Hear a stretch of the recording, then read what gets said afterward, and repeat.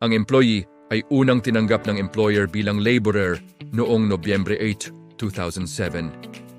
Sa paglipas ng mga taon, naitalaga siya sa iba't ibang proyekto at huli bilang crane operator sa NAIA Expressway Project noong Marso 2016.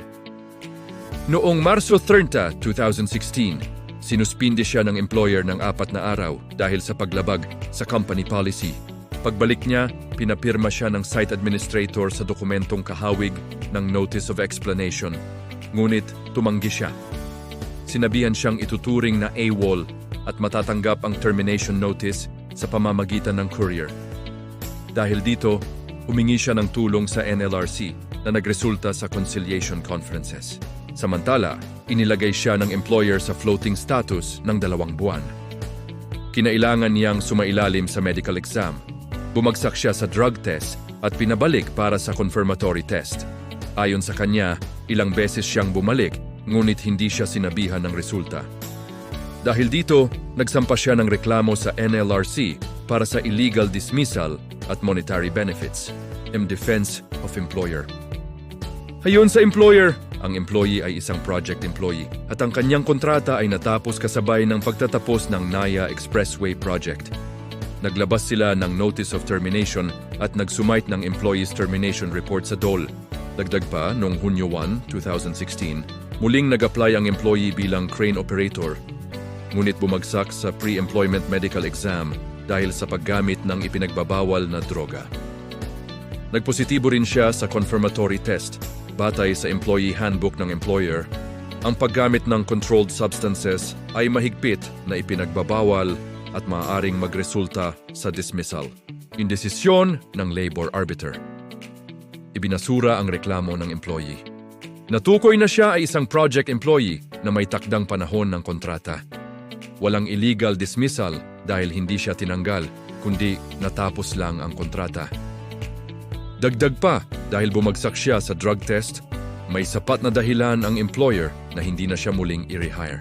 Ibinasura rin ang claim para sa Service Incentive Leave Pay at 13th month pay dahil walang ebidensyang naipakita laban sa bank advisories ng employer.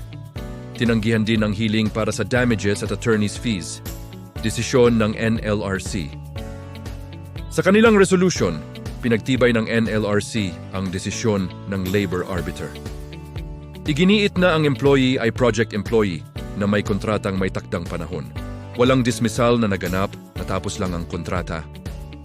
Ang pagtanggi ng employer na muling i-rehire ay valid dahil nagpositibo siya sa paggamit ng ipinagbabawal na droga.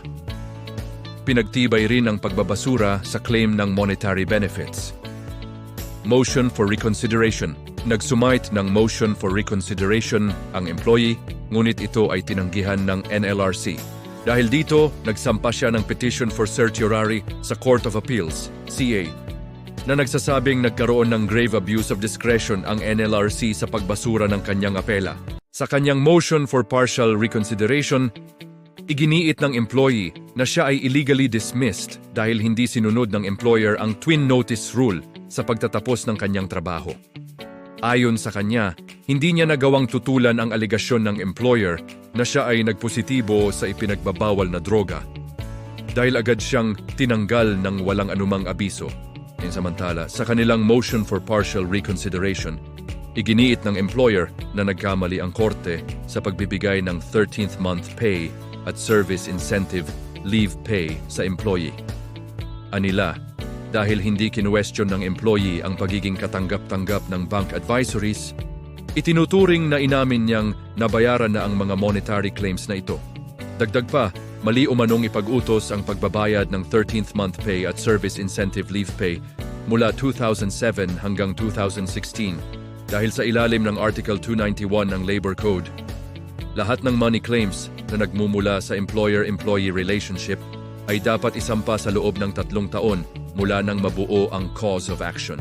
Sa kanilang comment oposisyon laban sa motion for partial reconsideration ng employee, iginiit ng employer na ang termination ng employment dahil sa paggamit ng droga ay valid kahit hindi nasunod ang twin notice rule sa ilalim ng Labor Code. Sa kabilang banda, sa kanyang comment laban sa motion for partial reconsideration ng employer, iginiit ng employee na walang bagong isyong iniharap ang employer na hindi pa natalakay ng sapat sa desisyon ng korte. Kaya't wala umanong makatuwiran o mabigat na dahilan para baguhin o baligtarin ang pasya ng korte na naggawad sa kanya ng 13th month pay at service incentive leave pay. Matapos muling suriin ang mga facts ng kaso, nagpasya ang korte na tanggihan ang motion for partial reconsideration ng employee at bahagyang ipagkaloob ang motion for partial reconsideration ng employer. Sa simula, ang iginiit ng employee na siya ay illegally dismissed dahil hindi sinunod ng employer ang twin notice rule sa kanyang termination ay walang merito. Totoo na hindi binigyan ng employer ang employee ng dalawang kinakailangang nakasulat na abiso. 1. Abiso na nagsasaad ng partikular na gawa o pagkukulang na dahilan ng kanyang dismissal. At 2. Abiso na nagsasabi ng kanyang mismong dismissal. Ayon sa mga record, basta na lamang tinanggal ng employer ang employee dahil nagpositibo siya sa paggamit ng ipinagbabawal na droga. Gayunpaman, matagal nang itinatag na kung ang dismissal ng isang employee ay may just cause, ngunit hindi nasunod ang due process, mananatiling balido ang dismissal. Subalit mananagot ang employer dahil sa hindi pagsunod sa mga rekisito ng procedural due process. Ang proseso ng pagtanggal sa isang employee dahil sa just cause ay hindi nagiging dahilan upang maging walang bisa o hindi epektibo ang dismissal. Sa halip, ito ay nagbubunga lamang ng pananagutan ng employer na magbayad ng nominal damages na nagkakahalaga ng 30,000 semda. Dito, ang dismissal ng employee ay para sa just cause. Alalahanin na siya ay tinanggal ng employer matapos magpositibo sa tetrahydrocannabinol, isang mapanganib na droga sa ilalim ng Republic Act No. 91165. Sa naunang desisyon, sinabi ng korte na hindi nakapagpakita ang employee ng ebidensya upang pabulaanan ang resulta ng medical test. Wala ring dahilan ng korte upang baguhin ang naunang pasya. Hanggang ngayon, nabigo pa rin ang employee na patunayan na hindi siya nagpositibo sa paggamit ng ipinagbabawal na droga. Muli, ang paggamit ng illegal drugs ay maituturing na serious misconduct. Isa sa mga just causes para sa termination sa ilalim ng Article 297 ng Labor Code. Dahil dito, kahit may sapat na dahilan ng dismissal, ang pagkukulang ng employer na sundin ang twin notice requirement ay nagbigay karapatan sa employee na tumanggap ng nominal damages na 30,000 years. Tungkol sa pagbibigay ng service incentive leave pay at 13th month pay, nakikita ng korte na may merito ang pahayag ng employer na ang ilan sa mga claims ng employee ay na-prescribe na nang siya ay nagsampa ng reklamo alinsunod sa Article 291 na ngayoy Article 306 ng Labor Code na nagsasaad RT 306/2091 money claims. Lahat ng money claims na nagmumula sa relasyon ng employer-employee na nabuo sa bisa ng code na ito ay dapat isampa sa loob ng 3 taon mula nang mabuo ang cause of action. Kung hindi, ito ay habang buhay na mawawalan ng bisa.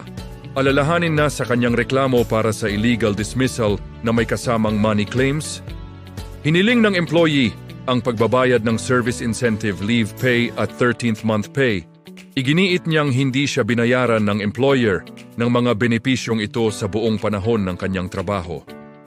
Sa naunang desisyon, parehong hiling ay ipinagkaloob at inatasan ng employer na bayaran ng employee ng 13th month pay at service incentive leave pay mula 2007 nang siya ay unang na-empleyo hanggang 2016 nang siya ay tinanggal sa trabaho.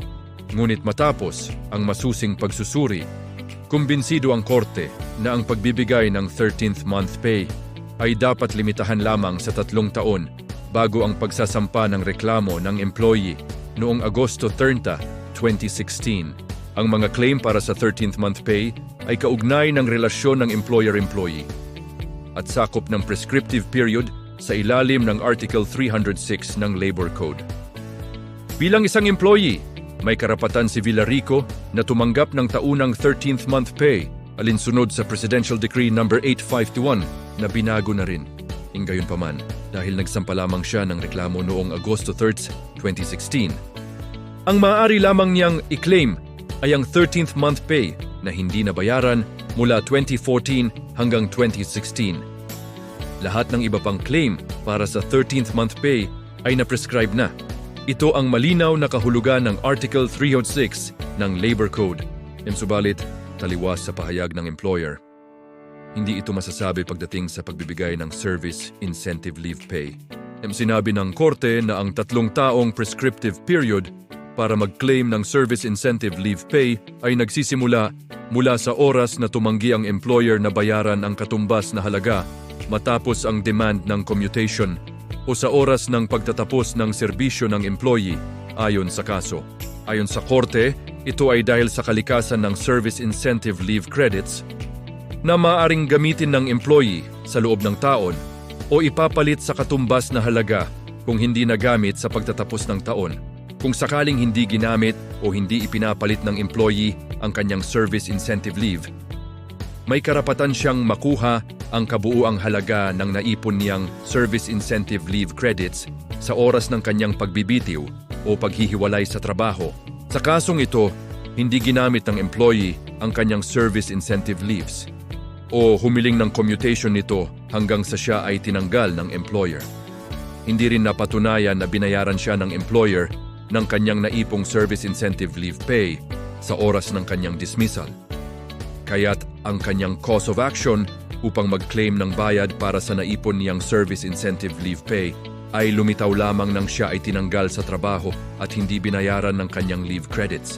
Dahil nagsampa ng reklamo ang employee para sa illegal dismissal noong Agosto 30, 2016 o halos 2 buwan mula nang siya ay tinanggal noong Hunyo 2016, ang kanyang claim para sa service incentive leave pay ay naisampa sa loob ng 3 taong prescriptive period sa ilalim ng Article 306 ng Labor Code.